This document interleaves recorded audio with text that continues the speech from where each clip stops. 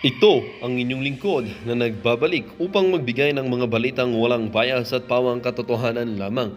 Ito ang Bayang Pinas. Ang isyong ito ay naging usap-usapan sa buong bansa at iba't ibang social media platforms. Congresswoman Jinky Luistro at pati na rin itong si Congressman Romeo Acop Mahigit kumulang 1 billion pesos na pala ang naibubulsa na pera na galing sa Kaban ng Bayan. Office of the Vice President or budget ng Office of the Vice President at ang kanyang confidential funds issue ay cleared na nga ayon sa COA. Dito nga natin makikita mga kaibigan na itong si Luistro at Acop na ito ay ang mga taong patuloy pa rin na nag-iimbestiga dito sa confidential funds ng Vice Presidente na si Sara Duterte, kung saan mga kaibigan ay 125 million daw ang confidential funds na naigasta nitong opisina ng Vice Presidente, mga kaibigan, ngunit saan daw ito naipunta? Kung atin namang tatanungin mga kaibigan, saan ba kayo ito mapupunta? Siyempre sa DepEd, siyempre sa mga mangangaral, at siyempre pati sa mga pampublikong paaralan. Minsan talaga itong mga tinatawag nating mga kongresista ay talagang naggagaling-galingan lang, ngunit wala naman pala talaga silang alam. Bakit nila kukwestiyonin ang mga bagay? Kaya nga confidential fund eh. Hindi ba kayo nag-iisip? Or wala talaga kayong isip? Kaya nga na lamang itong si Luistro at Acop na ito ay patuloy pa rin sa pag-imbestiga, ngunit ang kanilang sarili ay hindi man lang kayang imbestigahan dahil nga mga kaibigan, merong mga sabi-sabi or mga issue na itong dalawang ito ay mahigit kumulang magwa 1 billion na ang kanilang mga may bubulsa at makukupit at mananakaw na pera na galing sa Kaban ng Bayan. Ayon din naman sa COA, ang confidential funds nitong si Vice President Sara Duterte ay talagang kumpleto naman pala ng dokumento at talaga dito natin makikita na clear na. Dito mga kaibigan, dapat sa sinabi pa lang ng COA na ito ay sana itong mga tinatawag nating mga TWADCOM na ito or WADCON ay dapat itigil na ang pag-imbestiga dahil COA na ang nagsabi na kumpleto at cleared na ang issue nitong si Vice President Sara Duterte. Well, hindi nga rin maiwasan ng ating mga netizen na magbigay ng kanilang mga hinaing at opinyon. Hearing na ito ng Kamara sa confidential funds ng Vice President Office is a waste of time and resources of the government. Now, those who said that why is it that the Congress are tackling in making an investigation which they are not supposed to do so? Because as what I have heard from Roque from one of the views or from one of the videos in YouTube, that the function of the Congress is to make laws but not to investigate. Now, if Congress will not investigate in aid of legislation, then who will guide the courts to these people committing crimes such as corruption, killings, and many more? Bakit pag malapit na halalan, daldal kayo ng daldal, pero pagtapos ng halalan, nakawan naman ng nakawan? Kawawa kami, kayod ng kayod sa trabaho, pero kayo nakaw ng nakaw. DND kasi ang gusto niyang pwesto kasi malaki ang intelligence fund doon, hindi pa kailangan ng resibo. Kung saang ahensya dinadala ni Marcos na bisto tuloy. Ito na naman si Miss Declamation, dami namang mispronounced words. Miss Luistro, pinagtatawanan ka ng mga call center agents. Enroll ka daw sa speech class. Hanggang kailan ba yung hearing nyo? Wala pa kayo isasampa na kaso or impeachment. Yung pondo nyo, TWADCOM, saan nyo ginastos? Yung binigay ni Tamba na extraordinary fund. Well, para nga sa kabuang detalye at impormasyon ay panoorin na lamang ang buong video. At salamat na rin sa ating mga solid viewers sa walang sawang pagsuporta. At kung bago naman sa ating channel ay syempre, huwag kakalimutang mag-subscribe, pindutin ang notification bell, piliin na rin ang all upang laging maging updated sa mga balitang bago, totoo at walang bias dito sa channel ng Bayan, ang Bayang Pinas. Huwag din pong kakalimutang mag-iwan ng like at i-share ang ating mga videos. Muli po maraming salamat and God bless.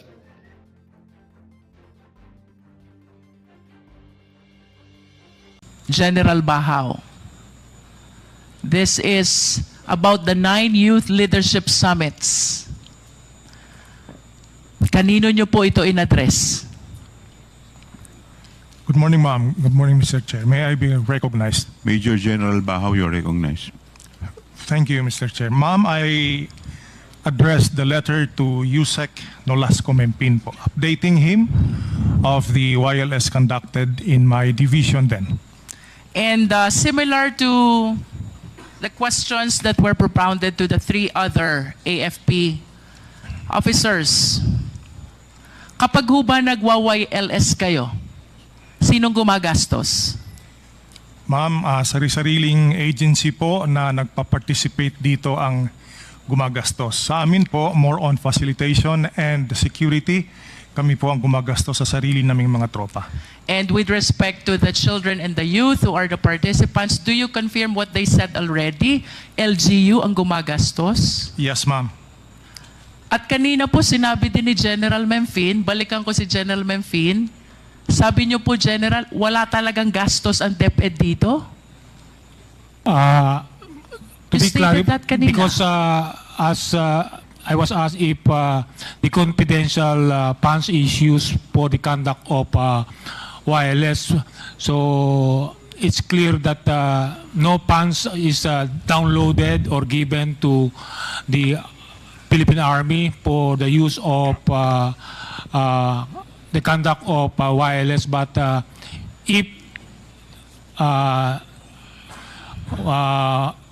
confidential fund is given General, to informers that is DepEd. tantamount to saying na walang gastos ang DepEd sa inyo.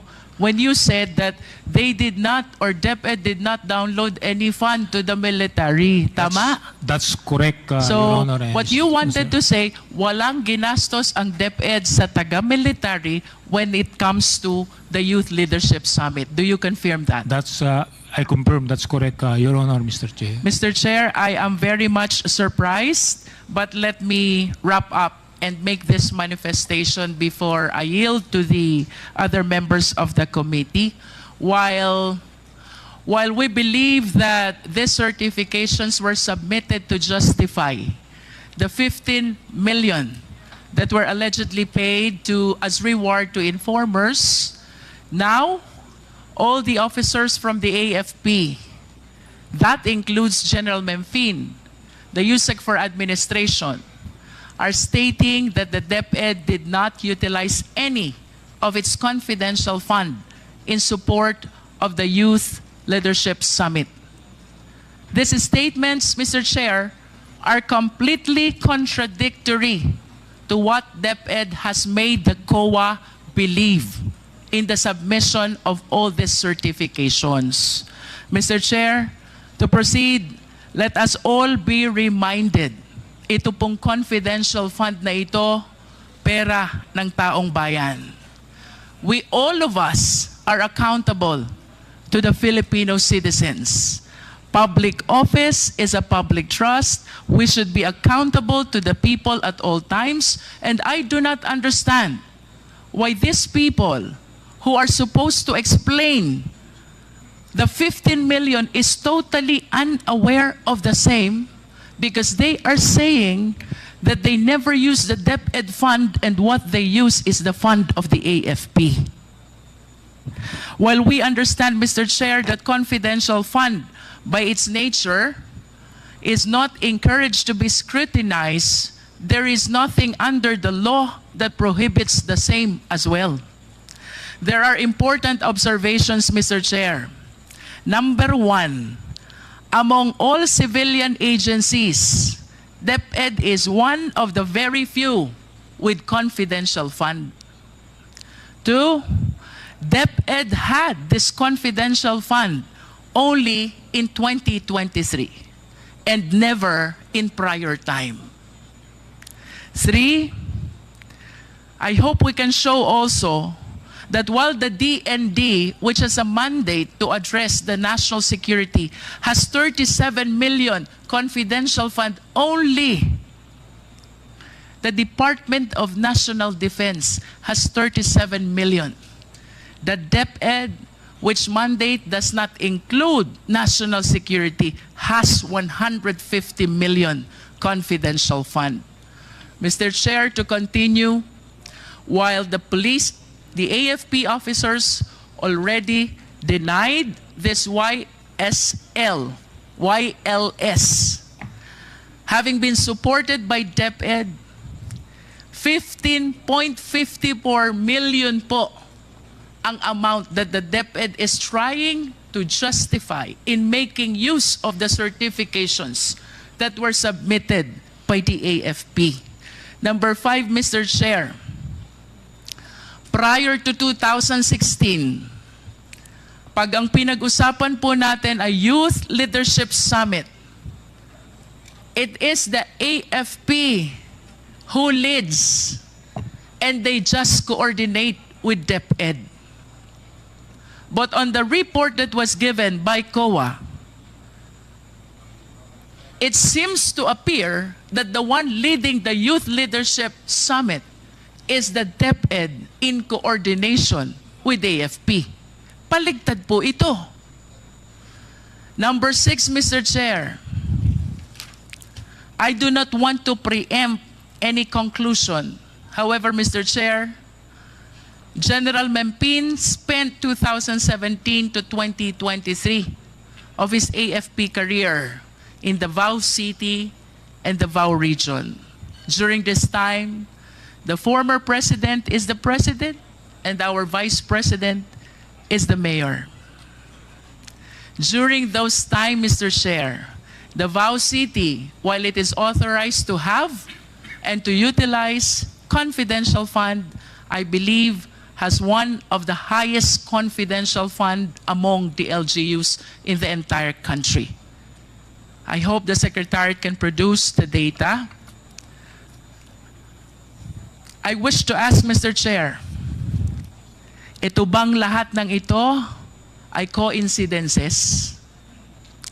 Given this observation, let us all be reminded that the leeway that is being given to confidential fund is to be able to address a very important concern, and that is national security of the country. No more, no less. The procurement and the liquidation were made liberal in recognition of the significance of the purpose of the confidential fund. However, Mr. Chair, if there are glaring indications of irregularity already, as those that we have mentioned, plus the admission of the AFP, is it not that COA should address its mandate of making sure that all receipts and all expenditures are duly accounted for the Filipino people?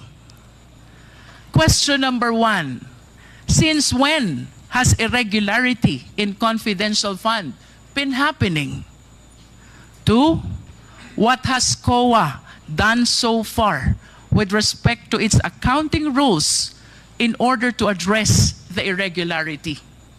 And 3, will COA simply brush aside these irregularities, especially with the admission of the AFP that they were the one who spent for the 15 million Youth Leadership Summit and not the Department of Education? Let us remember, regardless of which office in the government we belong, public trust always carries accountability.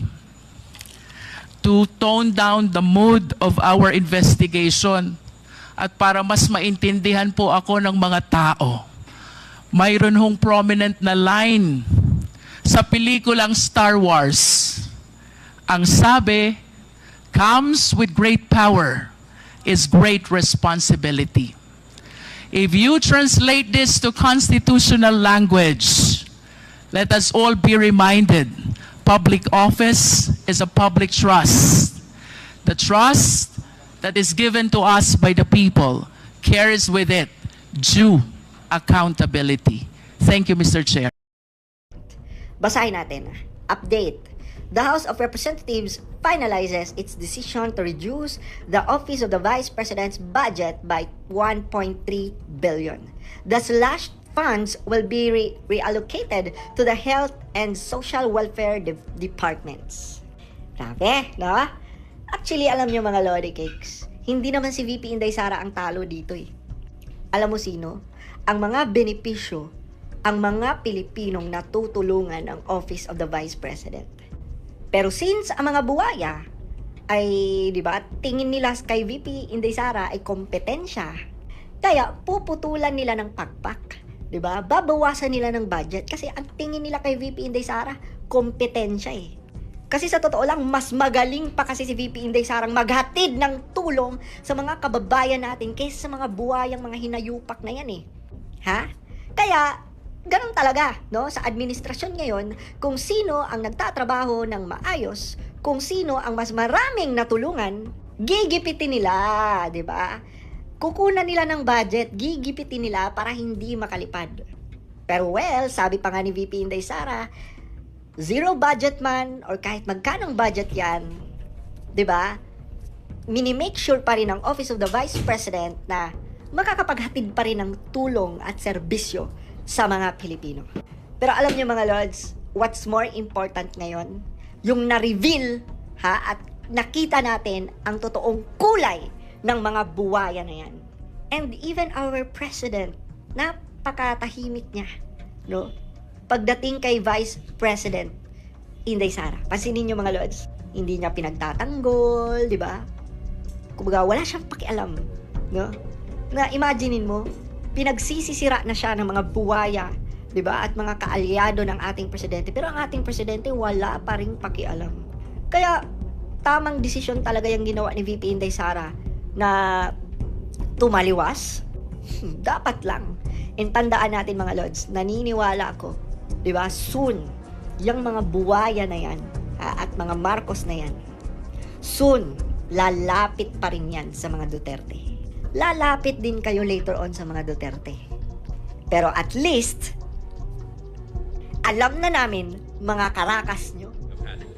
I think we have required the Department of Budget and Management to provide a copy of the letter request from the Office of the Vice President for the release of contingent funds and some requests for personal services and maintenance and operating expenses in 2022. Was this complied? Yes, Your Honor. Thank you.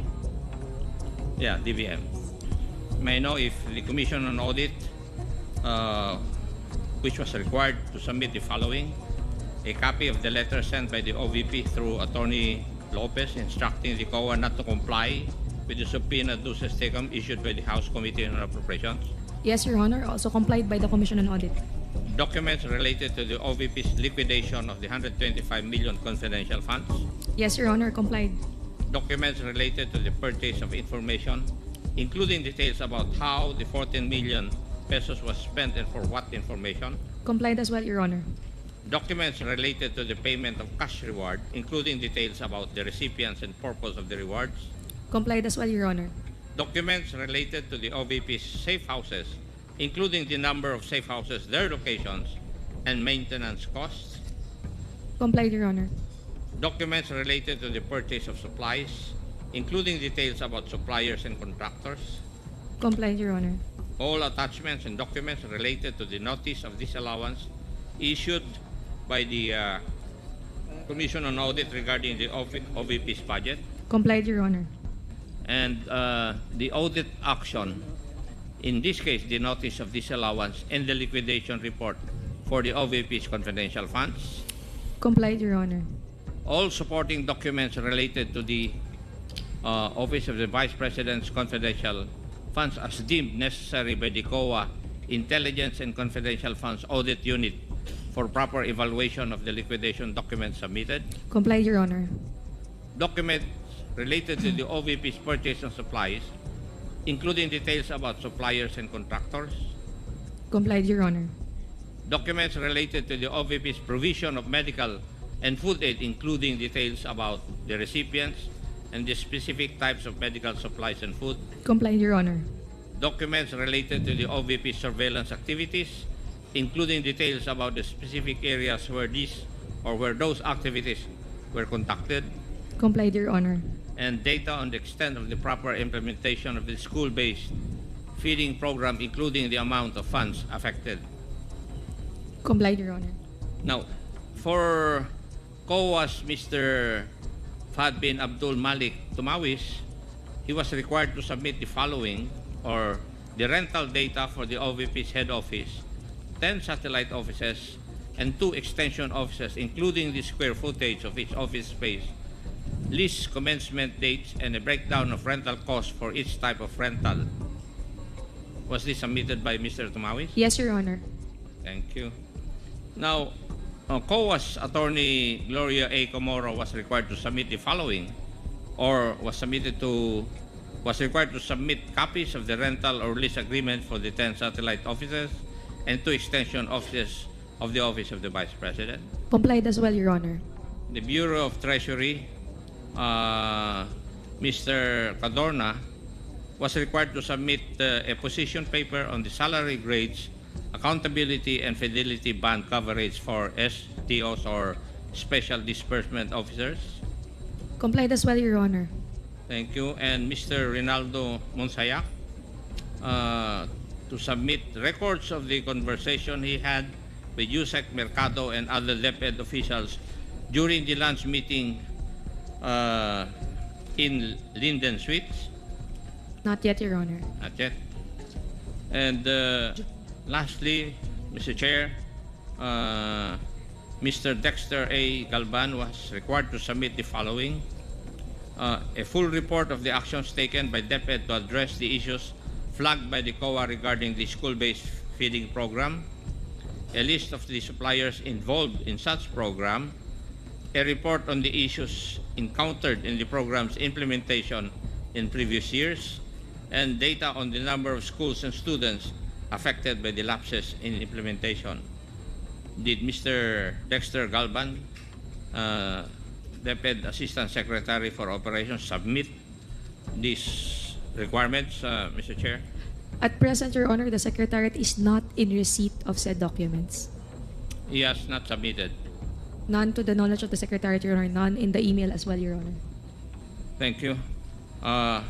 Is Mr. Monsayak present, I think? Do you know of this requirement? Your Honor, to be honest, I just learned of this requirement today. Okay. I did not receive any order or document or email requiring me to submit this, Your Honor. Now you know that you were required to submit records of that conversation. Yes, Your Did you Honor, submit, I sir? will comply, Your Honor. Thank you. Now, Mr. Dexter Galban, is he around? Yes. Take your seat.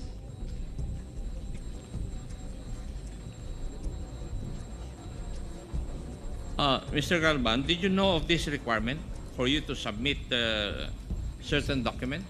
Yes, Mr. Chair. And may I know the reason why you haven't complied with this requirement? We are confirming, as we have already prepared the reports prior, we shall confirm with the team for the transmittal of the documents because we already prepared the answers for such, Mr. Chair. We do hope to transmit while this committee is ongoing. In other words, you're going to submit the required documents today. We will check, sir, if there was a My problem in the question is, transmission. are you trying to tell us that you will submit the documents required today? Yes, Mr. Chair. Thank you. Mr. Chair, marami pong salamat for the administrative requirements. Thank you.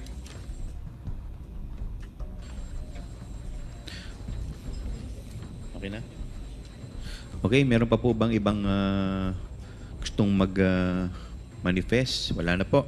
We will now proceed to the continuation of the deliberation and interpellation. But before we proceed, the Chair would like to recognize the presence of the Honorable Senior Vice Chairperson, the Honorable Bienvenido M. Abante Jr. from the 6th District of Manila, the Honorable Ernesto M. Junicio Jr. from the 1st District of Manila, and the Honorable Jervil B. Luistro from the 2nd District of Batangas. Ma'am. New resource persons. Your Honor, I would also like to recognize the pleasure of the members. New resource persons, Director 4, Heidi Espuelas from the Commission on Audit, and from the Department of Education, Director 4 and back 4, Chairperson Attorney Resty Osias. Thank you. Okay, before we proceed to the interpellation proper, may I request the COMSEC to please administer the oath of the new invitees. Thank you, Your Honor. To all the new resource persons invited and present today, kindly stand up and raise your right hand. All members of the Philippine Army as well, sirs, please stand up. Even those in the panel newly invited, sir. All right. Please raise your right hand. Do you solemnly swear that the statements you will give before this committee shall be the truth, the whole truth, and nothing but the truth, so help you God? The oath has been administered, Your Honor. Thank you. We will now proceed. The first to interpolate, the Honorable Romeo Acop. Yes, sir. Thank you, Mr. Chair, and magandang umaga po sa atin lahat. Mr. Chair, I would just like to proceed or continue my interpellation in the second hearing for COA. Kasi in the last hearing, COA, Attorney Camora, are you? Yes. Kayo po ang sumagot nung tinanong ko kung yung confidential funds of the Office of the Vice President were liquidated in accordance with the protocol provided for by the Joint Circular. Kayo po ang sumagot doon, di po ba? At sinabi po ninyo na the liquidation was done in accordance with the protocol provided by the circular. Totoo po ba yun? Attorney Camora. That is true po. That is true. Mr. Chair. Okay. And kayo po ba ay sumasang-ayon sa akin na yung liquidation is merely a documentary checklist and does not actually show that the expenses are actually reasonable or even true? Would you agree with that? I would have to agree, Mr. Chair. Pakiulit po. Agree po. It's documentary. It's. Do you agree with my statement, Madam? Yes, Mr. Chair. Thank you. And would you agree also that the confidential funds of the Office of the Vice President are public funds? Yes, Mr. Chair. Thank you. And would you agree that COA, or the Commission on Audit, your agency, is the agency or government agency which is supposed to be the guardian to see to it that public funds are spent properly? Would you agree with that also? Yes, Mr. Chair. Thank you. Now,